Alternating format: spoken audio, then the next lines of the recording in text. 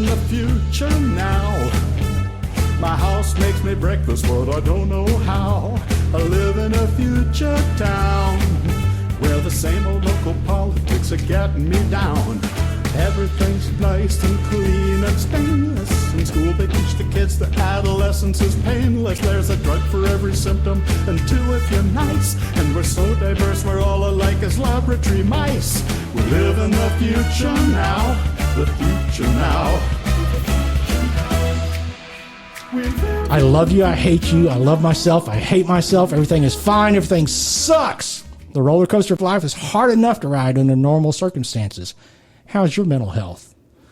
Welcome to Generation XYZ. I'm Jim, here with Michelle. Hi, I'm Michelle. As your Gen X voices with Deb. Hello. Your Gen Y voice, and representing our Gen Z young adult voice today is Ayana.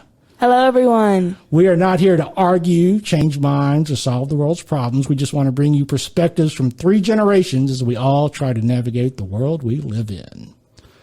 So, we all know that 2020 has been a cluster of a year. From COVID's just the tip of the iceberg. Everything else, the election, exactly. We have social justice, everything. Yeah, and it is literally, it puts a strain on everybody. And when it comes to mental health, we all have to take care of ourselves. And with all the stresses and the pressures of 2020 so far, how is everybody handling it? How y'all doing? I'm hanging in there. Hanging in there. Is that good or bad? Or is it just treading water? I think it depends. It can differ from day to day. I think having a support system and staying busy helps a lot, at least from my perspective. Right. I'm keeping myself distracted often, and I'm using nature to do that. I will say this, the last, few months, especially when the weather's been nice, I have definitely been taking care to get outside and get a nature bit, and it's helped because I am an outgoing person, and during this pandemic, being, isolated, not being in my office, not being able to get out and into the world and doing the normal things I do, I'm in my head a little bit more. So I can definitely see if it takes a toll on me, who I consider to be, mentally healthy, it must take a big toll on those people who do struggle with mental health. Sure. I definitely agree with both of you guys. Well, if you ask me, I'll just say I'm making it day by day. You just want to make it once through that day, the next day, and just hope you get through the next. And yes, keep yourself busy because, well, I think it really depends on the person. It's whatever their mind goes or think, go to left, right. You really just have to keep your mindset in the right mind that stay positive and everything's going to get better. Yeah, I guess because like for me, I like to read, but I like to ride my bike. It just depends on what your likes and dislikes are, what you appreciate doing. Mm-hmm. Different things work for different I people. agree with you with the bike situation because when this pandemic first started, we started riding bikes in the neighborhood, and at first, I didn't have time to ride no bike. I was doing school all the time and going to work, so when everything shut down, going outside was the opportunity to go outside, get a little exercise, and do something different, even with your family. So, yeah, and it's all from a mental health standpoint. It's we have what works for you to help ease any pain or frustration that you're going through, and triggers as well. And everything affects people differently. I myself have struggled in the past with both depression and anxiety. So to the point where I was taking medication for depression and anxiety.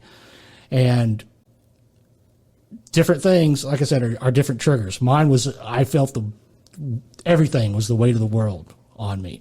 For 2020, I've come a long way. I worked my way out of the medications. I worked my way back into a positive mental health state as best I can and can live each day as it comes. But there are still definitely triggers that will trigger my anxiety. But for 2020 as a whole, yeah, it's a burden. It's feeling like everybody feels like they're shouldering that burden. And is getting through each day. Yeah, day by day. Mm-hmm. How do you feel about social media? And what I mean is, you talk about the struggles, and then when we deal with social media and just other media in general, and being bombarded every day with politics and pollution and social justice and, all these other topics that, really pit people against each other. It seems like we can't have civil conversation sometimes. Right. For me, the healthiest thing I did was I unfriended a ton of people on Facebook. I decided I don't spend nearly the amount of time on Facebook that I used to. There's so much just negative comments, and for every funny video clip or cute video clip, there's 1,000 negative comments. There's 1,000 negative posts, and I decided, all right, it's my Facebook page. I just got to treat it like I'm at work or at the gym or at a club. I'm not going to hang around with the people that I don't want to, that I'm not having a good time with. So that's where I came from, just with Facebook. I definitely agree with you on that part. You have to surround yourself by positive people so that, like, if you have that feed on you and that vibe, you're going to get that positive energy and that oomph, so you can just stay on the right path and the right track. Because, like, I know Deborah here with me and her motivation and everything, she even motivate me more to do, like, I already have my mind set on being successful and determined, but meeting her and just getting to know her, she made me, like, really open my mind up that you can really do this. Don't let anything affect your drive, because even if you have other issues over here, you're going to be successful. Don't let that tear you down. You're going to be who you are and do what's best for you. And honestly, with the social media, I feel like, well, me personally, I know I'm young or whatever, but I don't got no Instagram. I got a Snapchat now, and well, I just get on the filter, but I don't really care about no Instagram and stuff like that. I mean, I should get one maybe when I get a little bit older, I guess. But right now, I don't feel like I need the time to actually go on social media and be like, because I know once you get on that social media, you up there and you just looking and scrolling and be like, oh Lord, look what I see here.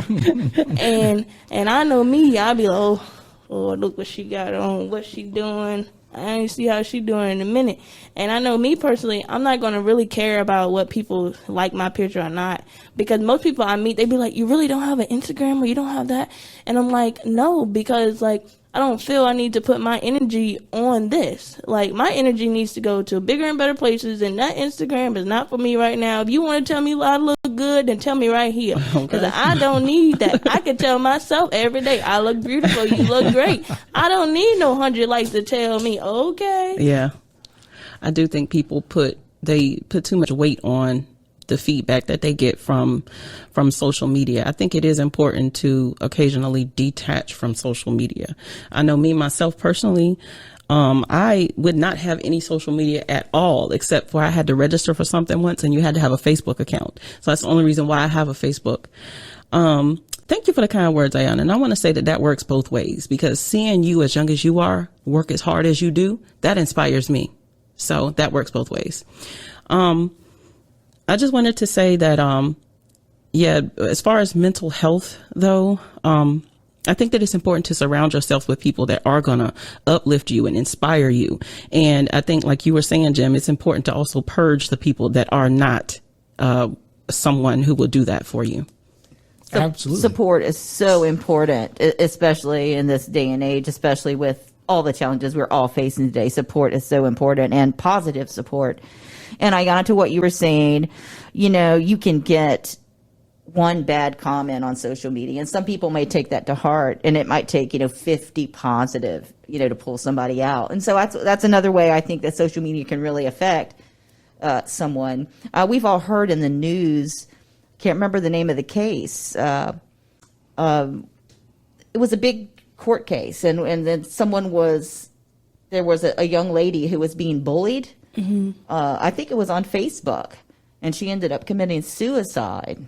And her entire school, it was a big, how to do. And I only mention it to saying that people are affected differently by different things, and we just need to be, I guess, considerate and just good to each other, nice to each other. While they're here, don't wait until after something like a suicide occurs to be like, oh, I should have, would have, could have.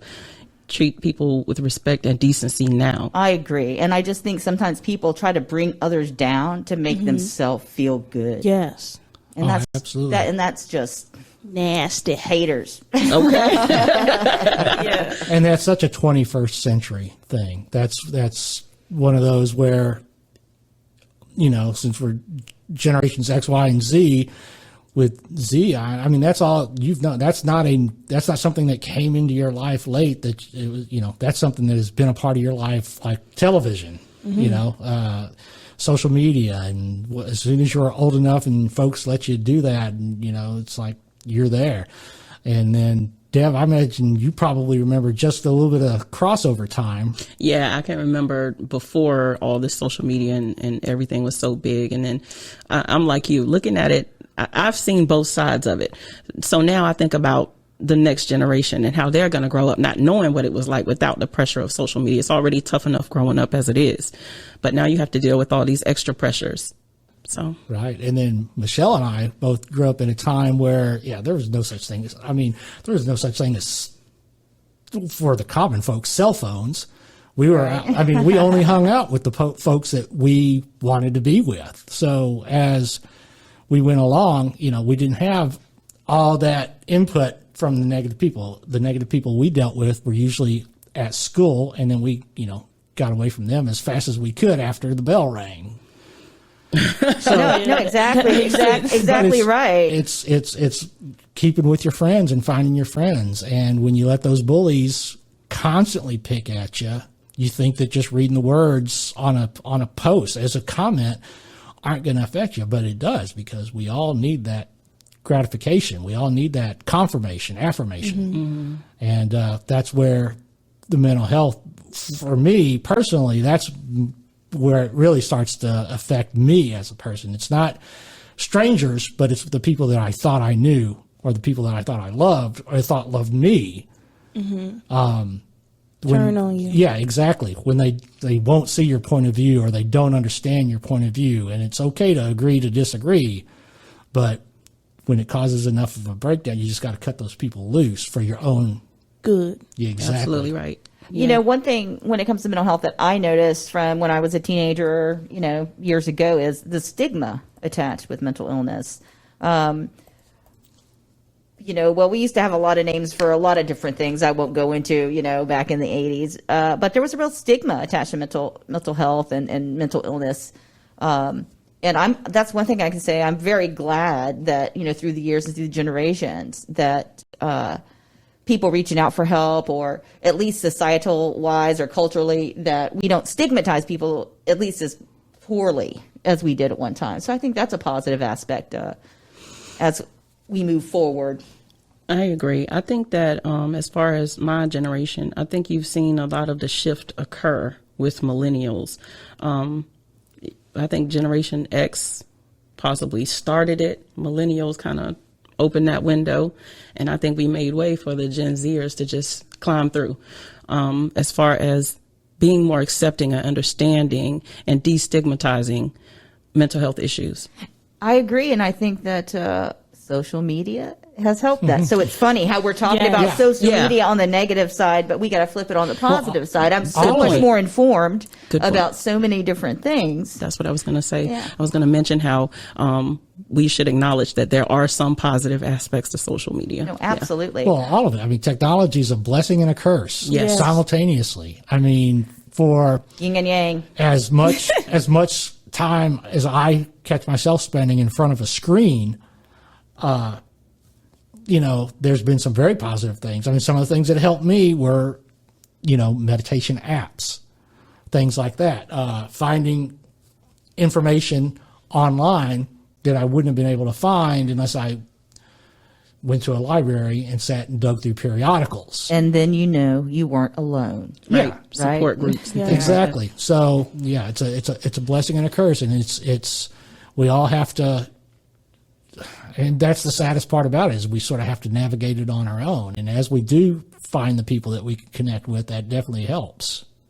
When it comes to social media, I think we need to be what I would call intelligent users. And that is, just be aware that there's a lot of good information out there, but you need to make sure your information is coming from good, reliable sources, and it's not just propaganda or, that famous term, fake news, or, those algorithms aren't just pushing your opinion to you to keep feeding you, to keep you engaged. That's a good point. I have never gotten, or I can't understand, maybe you guys can enlighten me on this, how people can only get their news from social media. I don't get it. You know what? Social media is, the programs and the way they're, put together, they're to keep you engaged and outraged. Okay? That's what it does. That's how it keeps you on it, right? That's how it keeps you coming back. That's how it keeps you clicking. And if it's feeding whatever you're clicking, it's like human nature. There's like a psychology, a true psychology around the marketing of social media. And it's deep. Oh, absolutely. Well, and it can even be scary if you get way deep into how you are being. I'm not going to say you are being manipulated. We can be manipulated. And we just need to be smart, intelligent users and know that when I get 5 things telling me that the Earth is flat, it's because at some time in the past, period of time, I clicked on this crazy article, the Earth is flat, and now I'm getting fed the Earth is flat articles, and we know that the Earth isn't flat. I think it's probably easier for people to just get their news from social media. Well, and that sort of goes back to the whole thing with blessing and a curse. And by cutting people out of your feed on social media, you're getting rid of people that are giving you a negative effect, but you run the risk of cutting out counterbalance of the voice and your opinions. Yeah, exactly. And so it's easy to just sit into an echo chamber where everything you start reading and hearing is only what you want to read and hear. So it's easier and easier comes just to think that you're right, and because everything you're reading now reinforces what you already thought. Confirmation bias. Yeah, absolutely. There's all of that. So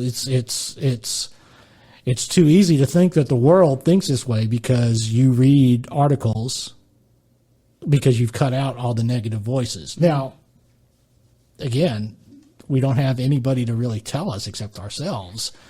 And when we do find those people that we trust, especially online, how hard is it to trust them? Because how sincere are they if we don't know them in person? Yes, I agree. I agree with everyone, actually. I really think it's whatever you choose to do. And personally, I feel like for my generation, most people get their information off the social media because half of the time their cell phone is in their hand all day. So nobody got time to be looking at the news all day. Or, well, what is 4 o'clock? Is it 4 o'clock, 5 o'clock, or 12 o'clock? What time the news come on? Yeah. Well, all of the above. They do come on all the above, yeah. Yeah, they times. do come on all of the above. So most of the time, if people busy or if they're doing their own thing, most of the time they will have their cell phone. If they're on Instagram or just scrolling down, they will have some type of news coming on. Then they'll text somebody, "Oh, you hear about that? Okay. Yeah, I did that." So convenience. That's I think it's more convenience. Gotcha. And instead of just standing not standing, just looking at the TV screen, drinking some coffee or eating some eggs. You can scroll, you can get the notifications that pop up, breaking news, and it's like, well, wait a minute, what makes this breaking news? What makes breaking news every 24 hours a day, 7 days a week. They have breaking news, right? Exactly. And that doesn't help your mental health because everything is screaming for your attention, everything is amplified. And when you're just getting hammered and hammered and hammered and hammered and hammered and hammered with everything, you just go, you can't take it. You can't process it all. I think it's quite interesting that our discussion on mental health has really encompassed social media. I mean, that's what most of our conversation has been about, and it's about how the outside world, right, social media and the outside world is affecting the users. I don't know. Just thought it was interesting. And, well, No, I agree. and that's a big part of it, because that's how so many of us communicate and get our news, like we were just talking about. When it comes to your own mental health, though, let's if you step aside from social media and 24-hour news cycle as best you can, and think of the other way. Instead of the outside pressures and release, how do you focus on yourself right now? I'm not saying anybody is to help keep your mental health in in the positive side of the ledger. What do you do for yourself? I mean, I know you can ride bikes. We talked about that, going for walks. You can talk about that. Yeah, nature, big time. There's still nature. more to it. We talk about disconnecting. Yeah. But, it's not, you're still going to feel stresses, and it's not, when you cut yourself off from social media and the news, you're still going to be stressed. Yes. So how do you deal with that? What do you do, when you're bouncing around inside your own head? Go. I find that I have to critically think about what it is that's stressing me. For example, I was stressing about some midterms, and I thought to myself, you're about to graduate. Your GPA is where you want it. It ain't perfect, but it's almost there. And why are you stressing? It's just a midterm. So evaluating my stressors and prioritizing, expressing gratitude, thinking about the things that I have in life that I'm really grateful for. And like we talked about before, detaching. It's important for me to be alone, have time alone, meditate, do whatever it is that I need to do, whether it be watching TV, playing a video game, anything that I need to do to help me relieve stress. That's what I find helpful. I'm with you. I've already mentioned the nature. I get in nature. And on the weekends, when I'm not at work or don't need to be on my phone, or I don't need to be online as much. And so these, I'm not getting these alerts and emails and so forth and so on. On the weekend, I try to back away from social media a bit. I turn off the computer, I turn off the notifications, and just give myself that downtime, to recharge. And I totally agree. A lot of it is about attitude. I can feel bad every day about what I don't have. I can feel bad every day about what I haven't accomplished or any failures I may have had. But I am so lucky and so blessed. I have to try to, God, this sounds so cliche and corny. Everyone says the same thing. But honestly, for my attitude, I do have to focus on the positive. And that helps me immensely. It's just a reminder. I think it's something we all know. We just have to remind ourselves of that. Yeah.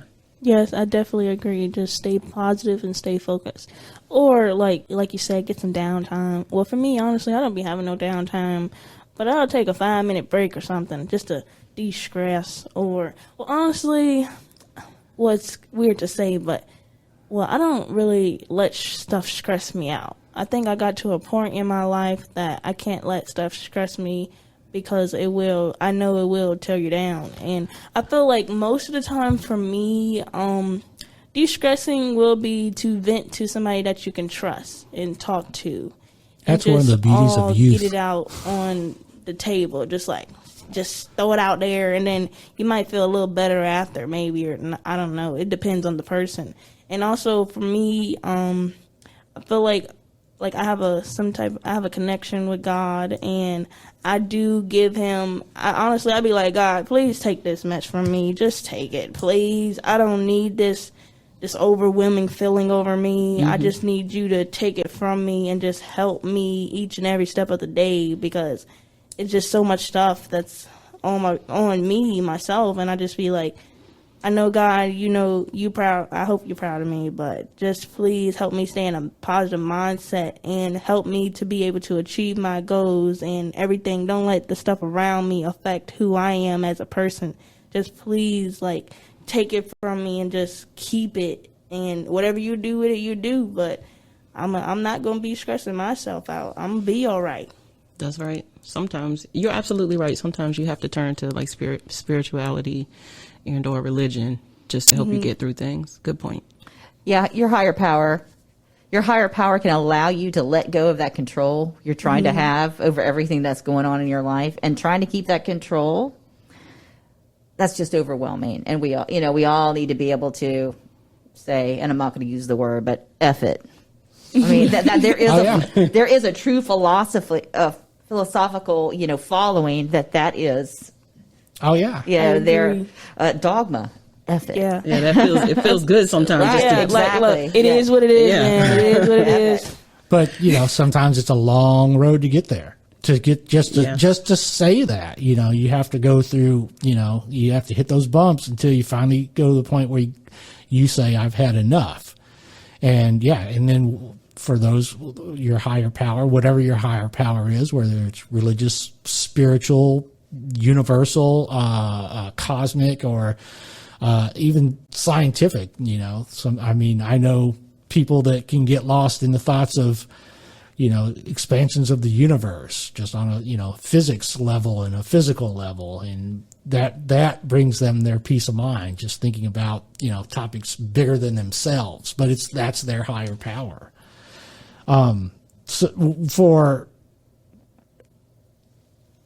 Do any of y'all feel that you have, I don't want to say issues because that almost sounds stigmatizing. I have issues. But I mean, we all have stresses. And then there are mental health issues.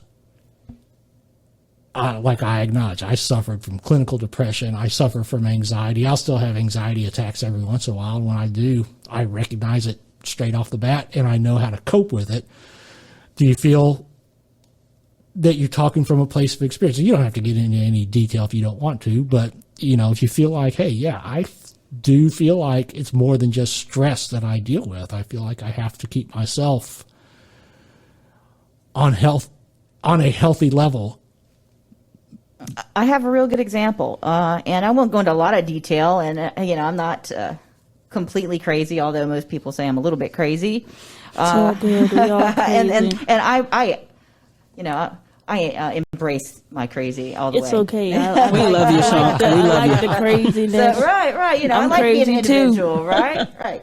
But I had a little bit of a health scare, and it did involve cardiac, my heart, and so it took me into a cardiologist and some other specialists. So long story short, I've kind of changed my life in a lot of ways. I've changed my diet. I've changed my exercise. I've been trying to change my stress levels. And what I found out was I went through this 9-week program, and part of that is love and support, mental health, stressors, et cetera. And through some therapy, found out that, no, I shouldn't say found out, I have some past trauma that's stuck in my, I don't know what they call it, stuck in my central nervous system. It sounds crazy, right? Mm-hmm. Apparently, when you do go through traumas in your childhood or young, well, even if you're in a bad car crash, just depending on what happens, any kind of trauma can get stuck in your, can't remember the word, but it's in your central nervous system. So what happens is your body finds itself in this constant state of fight or flight. It's very similar to what soldiers go through when they are in combat situations or when their life is in danger. When your body stays in this heightened state of fight or flight, it causes all these chemicals to be released in your body. It causes your central nervous system to not work as well. It does a whole bunch of stuff, and so just interesting for me. I consider myself a survivor, and I want to go into detail about a bunch of different stuff that happened in my childhood, in my life. We all have our story, but I thought I was fine. Do you know what I mean? I survived. I made it through. I'm still here, but come to find out that so many of these health issues and other things I were going through are just like rollovers, leftovers from this trauma that's like trapped in my body. So it was just crazy, eye-opening me to think that something that happened 30 years ago is still causing me issues now, and it's not something I'm consciously aware of. But anyway, what was my point of saying that? I have unexpectedly found that I have, mental health issues that I need to deal with, and I am actually undergoing a little bit of therapy. But what I wanted to get to is something that has helped me, and I think you mentioned it already, meditation, time to get out of you just need some time to get out of your head. And I hope and wish that everyone, could take some time to get out of their own head and relax and just reflect and love yourself. Yep. Do some self-love. There you go. There you go. I also have had my own experience with a mental health issue. After my son was born in 2011, I went through horrible postpartum depression, just the worst. I was away from my family. My husband's military, so I was away from my family, and I think that was hard. So when I had the opportunity to get back around my family, their support got me through it. So I just wanted to say, it took for me to go through that before I really gained an appreciation for others and their struggle with mental health. So that's it. Well, I see y'all have some interesting stories. I have seen people with depression issues and stuff and see how it can affect their life. And I understand what you're coming from with that postpartum depression stuff, because my mom got 5 kids. So, yeah, I know what you go through. And I'd be like, oh, Lord, she crazy. Is she all right? Because I remember this one time, I don't know what was going on with her, but she was really upset about a soda. And she came on the door, banging on the door about a soda. And I'm like, is this lady okay? She wants a Pepsi. I understand. It's really just a mind thing and how the body copes with it. And I feel like certain people use certain things to get through the process, when they get on drugs or different things, and how they cope. I think everybody have a different type of coping to the aspect. Exactly. Yeah, we all use different distractions to get us through the hard times, for sure. Yeah. Yeah. Oh yeah, I used to smoke. That was one of my coping mechanisms. My escape was always movies. I could watch a movie. I watch the same movie 3 times in a row sometimes, just because if it's a movie that I really enjoy. But yeah, meditation is what actually helped me get over the hump with anxiety. And sometimes it's hard to cope when you don't have anything, so. But being good to yourself, taking your time out, taking your break. Yes. Putting down your screens, finding your people. That's your thing, finding your people. And finding what works for you in general, because there may be something that works for other people, a healthy outlet that works for them that we might not even be thinking of right now. So whatever works for you. Definitely. Absolutely. All right. Well, hey, I appreciate y'all. Thank you. Everybody really opened up with everything today. This was our mental health edition. Yeah. Generation XYZ. We appreciate y'all. I appreciate you 3 for Thanks, listening to Jim. me Thank you ramble. for having us, Jim. All right, here we go.